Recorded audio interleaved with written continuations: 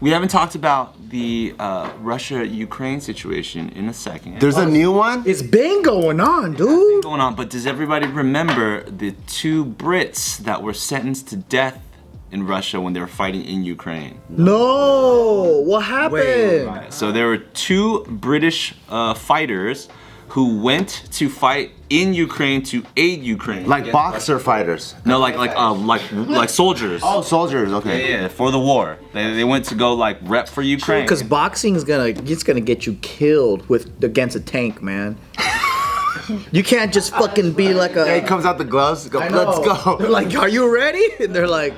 You're right about that. That might be a little scary to see though, as a soldier. Imagine you're motherfucker. like, on your scope and you see a guy just go, "Come on." Yeah. I wouldn't want to. You just blast them. We're going this way now. Damn. If I saw McGregor, I just drop my rifle and be like, can I get an autograph? Take a picture? Yeah. So yeah, these 2 British soldiers went to Ukraine and they were captured by Russian forces in Ukraine, and then they were sentenced to death. Those 2 have now escaped. Yo, what do you think they did? It doesn't say. How did they do it? Oh shit. So this is like actually very, very. Wait, they're caught in Ukraine or Russia? They were caught in Ukraine by Russian troops. Oh, I see. Yeah. They have escaped and they are now returning to their families. They recently filmed a clip on an airplane about their return, but it's very, very little information because it basically says they have to like debrief and they can't do anything press related or anything like that. Badass, dude. Yeah, so there's literally no crazy details, and just so everybody knows, the 2 soldiers are a guy named Aidan Aslan, aged 28 from Nottinghamshire, and Sean Pinner, aged 48 from Bedfordshire. That's a different age gap. That's like father and son. Here we go. Let's watch this little video right here as they're on an airplane on their way back home. Hi, it's because I'm Gundy, Aidan Aslan and Sean Pinner. We just want to let everyone know that we're now out of the danger zone and He threw up a shaka, dude. on our way home to our families and whatnot.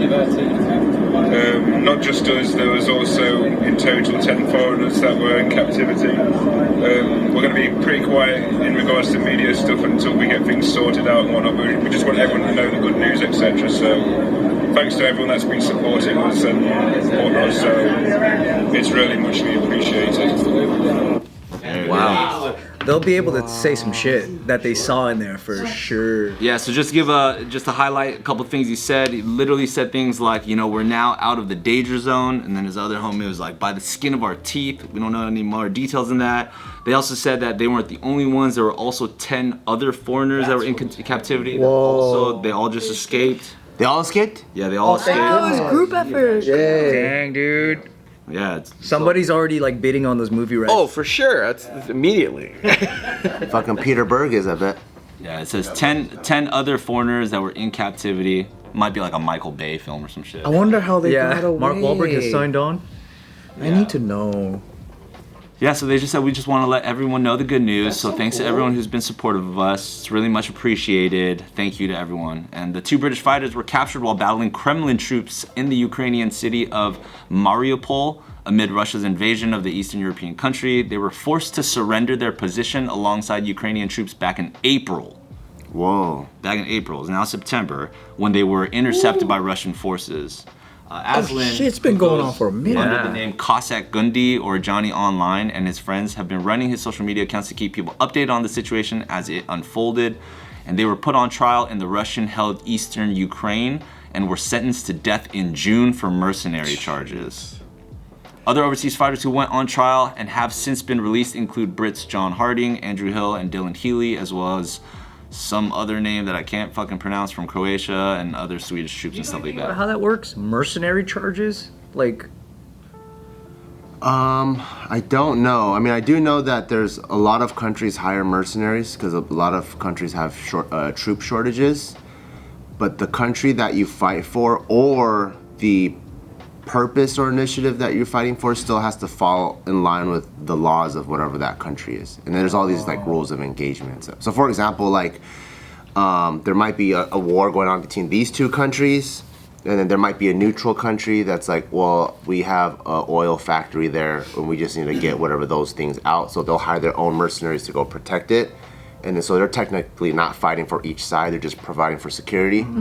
So there's that kind of situation, but there's also situations where a lot of countries will be like, oh, we need to do some dirt, like assassinate a motherfucker over there. I don't want, if anything goes bad, the press to come back on our country. We'll hire another guy to go do it. I mean, war is just a dirty game, you know?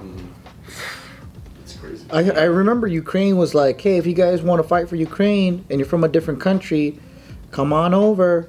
You can volunteer. Good ad.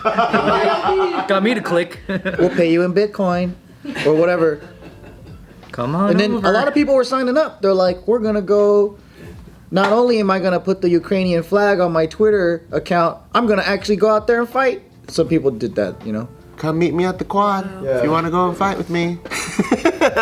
Not to be super skeptic, but like, are there ever, you know, I'm sure there are, but you know, like tactical reasons for like letting somebody escape, or you know? There are. Oh. Yeah, for sure, yeah. Wow, Anthony. The way like war is, it's any game that can be played that you're thinking is being played at the same time, and could be. So you just don't know. There's always a counter operative. Yeah, there's a counter to the counter to the counter that you're not even understand. You know, like you just. How did you ever get like trained for like that type of? Fuck no. A fake Korean man? No, dude. I just know of some people, and then from the stories that I hear of some people, I'm like, oh shit, that's fucking crazy. What stories have you heard? So some people that are like in special operations, like born identity type shit, like they're going into countries with fake passports.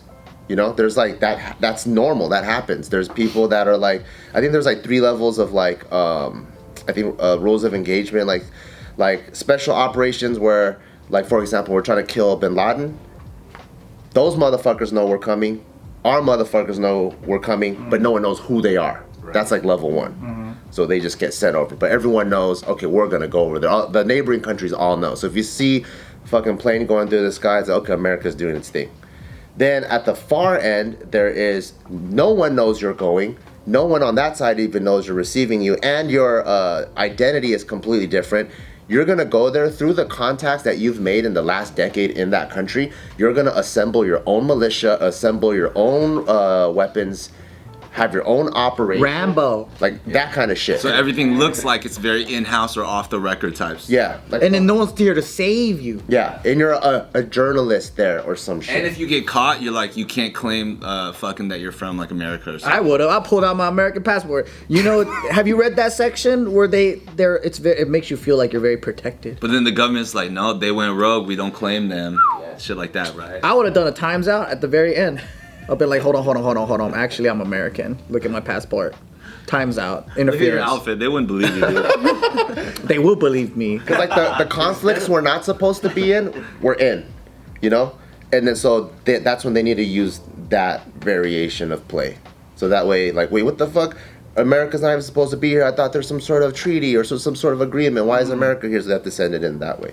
Did you know they just found some Russian spies in Hawaii? They've been living as like, you know, people that came there in the 70s or 80s or something, like a couple. It's a married couple that was orchestrated by Russia. They took over identities of a Texan couple that died or something. And then, yeah, so they've been here in America for like a long time. And then they've been living in Hawaii. And I think it was the FBI or CIA, they found them. And then all their neighbors like, what the hell? Like they just been here for decades, and they're like, they've been chill.